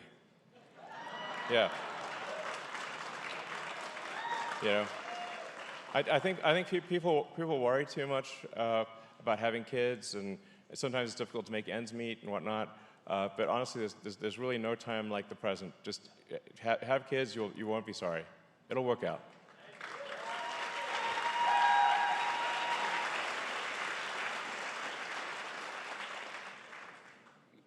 Hi, Elon. Thanks for being here today. With your Department of Efficiency, how far back do you think we're going to have to go in order to right the wrongs that are in this country? Well, I don't know. I mean, there's certainly a lot of work for Department of Government Efficiency. And there will be immense opposition, obviously, to making the government more efficient from entrenched interests that currently benefit from sucking away vast amounts of taxpayer money. They will not like the fact that they're not getting it anymore. They will fight tooth and nail. So, but it's got to be done. And like I said, we're going to aim to reduce government spending, get government out of people's lives as much as possible, and restore freedom and liberty.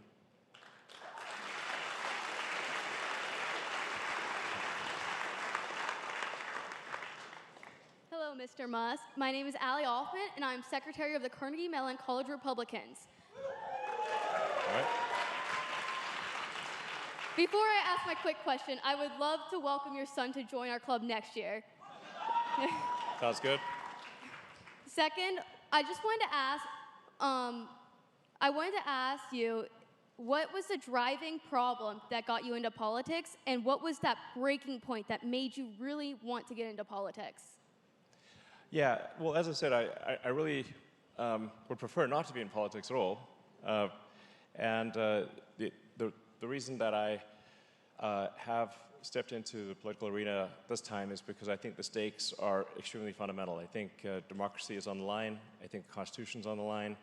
I fear that if Trump does not win, we're going to be, we're going to have a single-party state. And it's going to be like California, but actually worse than California, because the one thing that keeps California from going even further than they do go is that people can move out of California and still be in America. But if you've got no place to move, then it's going to be much worse in California. And that's the danger that we face. Sort of an oppressive, totalitarian state that has extreme restrictions on freedom of speech, that continues extreme overregulation, that just basically makes government even bigger than it is today, and takes away the liberty of the people. So that's something I wanted to do, but I felt it was critical to do it, or America's not going to be America. So, Hi, Elon. Over 100 years ago, Nikola Tesla dreamed of delivering free and unlimited energy, not just to the people of the United States, but to the people of the world. And he was up against a dirty machine, same machine that we're fighting today, same machine that's been suppressing, suiciding inventors for decades, as evidenced by, Secrecy Invention Act of 1951. We need somebody that has the wallet to not care what people think and not be bullied around while having the guts to give the finger to the adversaries. And whether it's through government efficiency or private sector, if you're taking suggestions, I would encourage you to pursue that avenue to give the people of the earth something clean, renewable, efficient, and imagine what kind of rockets you could build with ethereal energy. So if you would like to discuss it more, I'm getting sushi afterwards if you want to join me, but I would love to hear your thoughts on that. Well, like I said, I mean, I think we want to get government out of people's lives and give people their liberty and freedom back, and allow them to keep more of their hard-earned money. And I think that's what leads to prosperity and a happier people. So that's what we're going to aim for. So I'll just take a couple more questions and call it a day. Hi, Elon. I'm Edwin. I believe that you are the Benjamin Franklin of our times, and thank you for unapologetically being you. My question is, on several occasions in your life, you have bet the farm on highly ambitious and almost improbable goals, in spite of well-intentioned advices from friends, family, and even your idols like Neil Armstrong saying, "Don't do it, Elon." Yeah. Most people would break under that kind of pressure. So how did you get them, or how do you get the mental fortitude to listen to all of that advice, process it, realize you're probably going to fail, and go ahead and do it in spite of the fear? Yeah, I mean, when starting SpaceX and Tesla, people said, you're probably going to fail, and I agreed with them. I said, yeah, I think the probability of success is less than 10%. But I felt if we didn't try to do something radical in space and with electric cars, then nothing was happening. Like the existing big companies were not innovating. Like the cost of access to space was actually increasing every year in the U.S., not decreasing. And there was no, it was basically, we're doing less and less every year in space exploration, not more. And so I was like, well, even if it's like a 1% chance of SpaceX succeeding, that's still better than nothing. So, I was like, the people tell me this joke so many times, like, what's the best way to make a small fortune in the space industry is to start with a large one. And I was like, so then when people would tell me that joke, I would say, well, I was trying to figure out how to make a large fortune into a small one. And like, how do you know? Yeah, exactly. So, so it wasn't with the expectation of success that we started SpaceX and Tesla. It was with the expectation of failure. But we felt it was important enough, nonetheless, to give it our best shot. And we just barely made it. SpaceX, the first 3 flights didn't succeed. The 4th one did. And if that 4th one had failed, I was out of money and the company would not exist. So.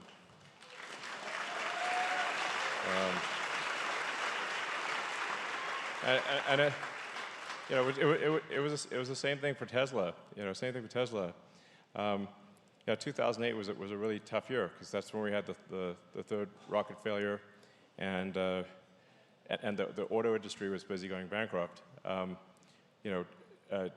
GM and Chrysler went bankrupt in early 2009, and they're busy going bankrupt in late 2008. And in the case of Tesla, we closed the financing round of Tesla, and I gave all the money that I had left, and we closed that financing round in the last hour of the last day that it was possible. It was around 5 p.m. Christmas Eve 2008, and if that round had not closed in that call, Tesla would have bounced payroll 2 days after Christmas. So.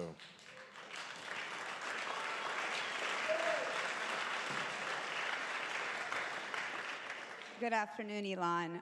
I thank you for saving my son's life at the age of 25 in his little red Y, Tesla. Going 77 miles an hour on the turnpike, a deer jumped. The cabin knew there was an impact. It lifted the front hood. So the deer was not in my son's lap. So thank you for that. You're welcome. Secondly, my question is... Yeah, we do actually, the top priority for Tesla design and engineering is actually safety.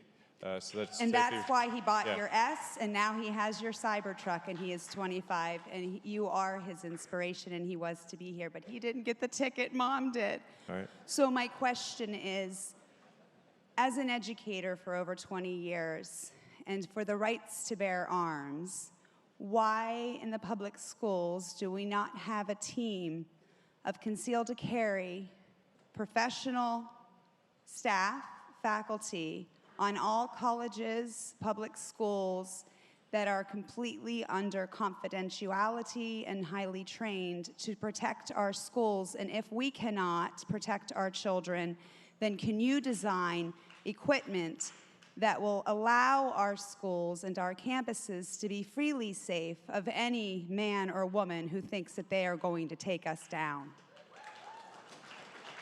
Sure. Well, you know, I don't actually have an answer for everything. So I'm doing my best here to just, answer questions as best I can and, hopefully get most of them right and probably some wrong, but, and then correct the ones that are wrong.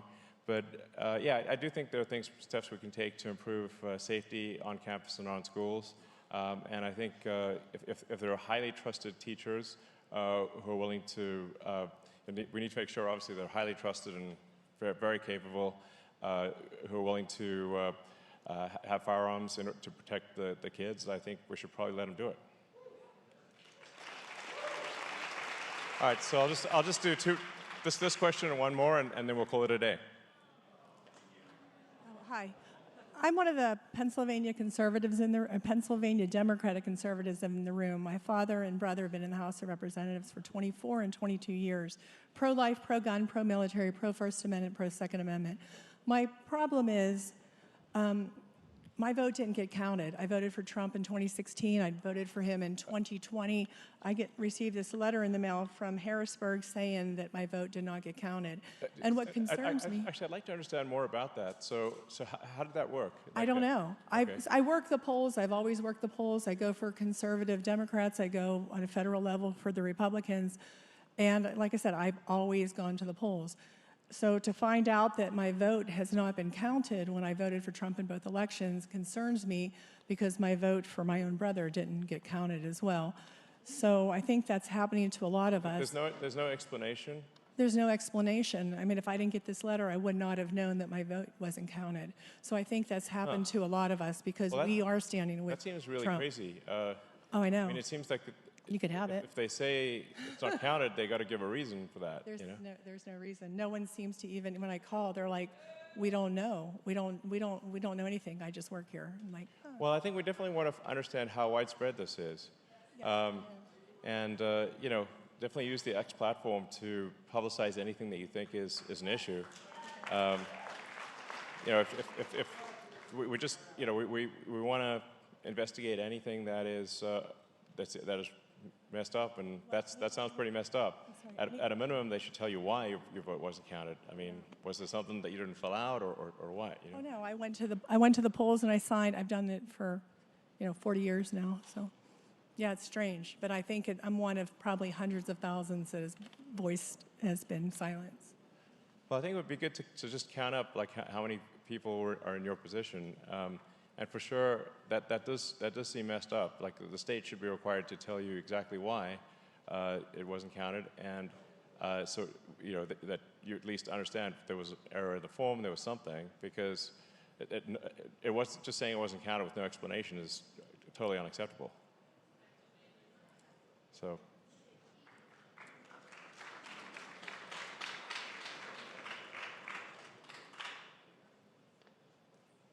How you doing, Elon? Good, how's it going? My name's Logic. I'm a creative professional out of Pittsburgh.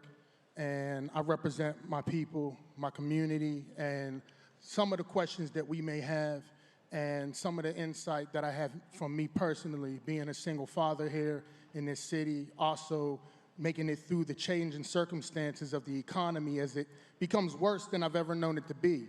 And the seriousness of this election, you know, me, I'm not one that really believes in voting myself, but I feel like I do not want to leave anything to happenstance in this election. And I know that we need to get somebody who's really going to be intelligent with their leadership. So, you know, there's a lot of things I would like to talk about, but I do have many ideas. I like what you're doing right now, and I commend you on putting yourself out here, you know, to make these changes and to take these risks that matter. My name is Logic, LHAGIC.com. You can find out more about me and what I do, and that's all I want to say. All right, well, thank you. But please do everything you can to convince people to vote and register to vote. All right, I'll do 2 more questions, and then I got to get back to see my kids. Honestly, that's where I'm going right after this. So I'll make it really just fast. want to get to see them before bedtime as well. Thank you so much. This opportunity is way cool. Thank you very much. Emotional conversations often polarize into win-lose dynamics. And there's like an individual focus or thinking, where systems thinking, especially when it comes to the relationship system, suggests that there's unseen forces, possibly evolutionary, shaping how natural living systems like humanity manage tension. How might AI help navigate these charged conversations, especially if it's built with the same blind spots we all have?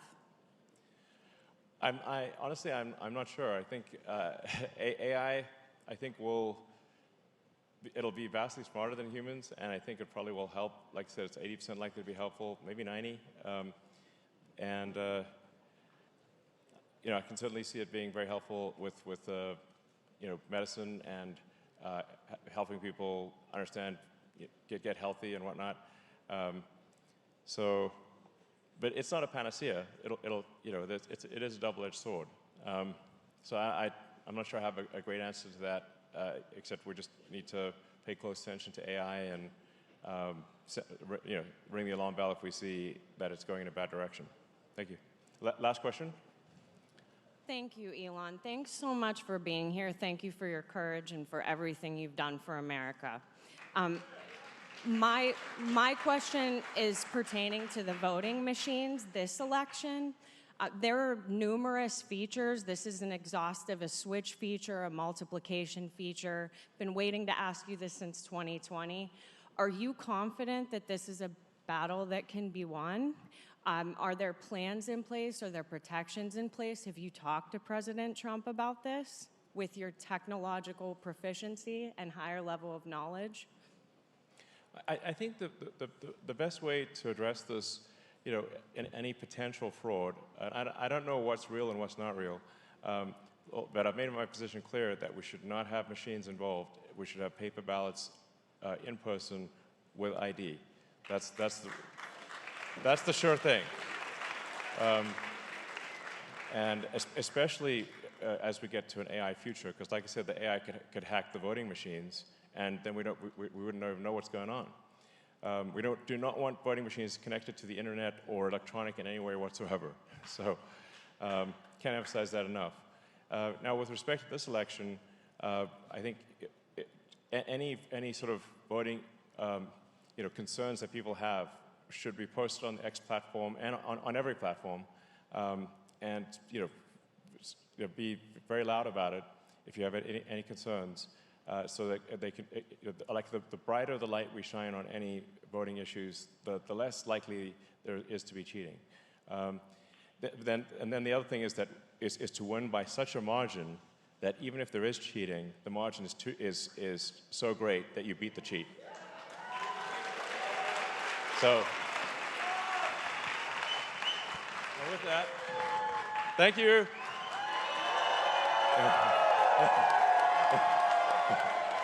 All right. Thank you, everyone. It's been an honor speaking to you, and I enjoyed the questions. And let's just go ultra hardcore. Remember, only have until tomorrow night to get people registered. So please think you've got one goal: get people registered by midnight tomorrow. Thank you.